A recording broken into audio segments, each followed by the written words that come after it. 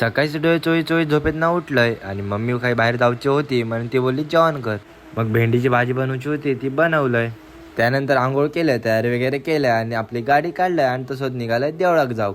तर नमस्कार मंडळी, मी ऋषिकेश सावंत आणि स्वागत आहे तुमचं अजून एका मालवणी मिनी व्लॉग मध्ये. देवळाच्या बाहेर जाऊन पोहोचलोय तर पावसानं अगदी वताक आपलं सुरुवात केलेल्या. शेड मध्ये बसून पाऊस कमी व्हायची वाट बघितलंय, पण नंतर म्हटलं हो का कमी व्हायचं नाही. मग तसंच मी निघालोय धावत धावत देवळाकडे. देवळाच्या बाहेर जाऊन चप्पल काढलंय आणि तसंच पळत सुटलंय परत देवळात आतमध्ये जाऊ. आतमध्ये जाऊन मस्तपैकी दर्शन घेतलंय.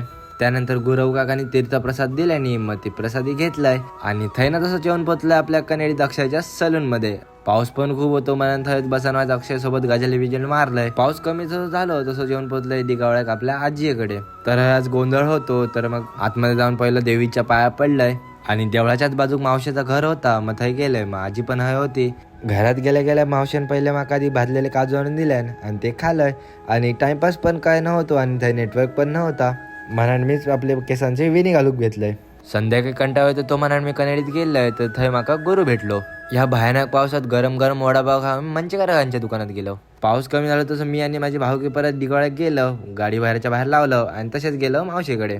गेलो तेवढ्यात जोगं मागूक सगळे गोंधळी इल्लेले.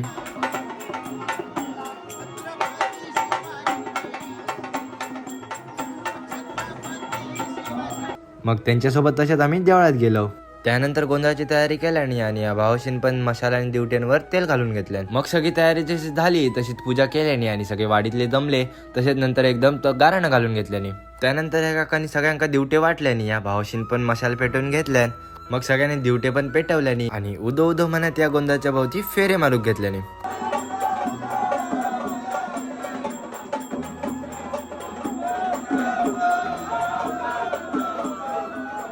मग सगळ्या बायकांनी ओटी भरूसाठी रांग लावल्यानी मग मम्मीन पण ओटी भरल्या आणि एकदम जोड्याने मम्मी पप्पांनी पाया पडून घेतल्यानी. त्यानंतर मी पण जाऊन पाया पडलंय आणि या मशालीवर तेल घालून घेतलंय. मग ते थोडं वेळ बसलं आणि सकाळीच मका उठान 5 वाजता काकी कानूक जाऊचा होता म्हणून आम्ही तसे निघालो घराच्या दिशेने. तर यो व्लॉग कसं वाटलं तर नक्की कमेंट मध्ये सांगा आणि चॅनलला सबस्क्राईब करूक विसरू नका. Bye bye.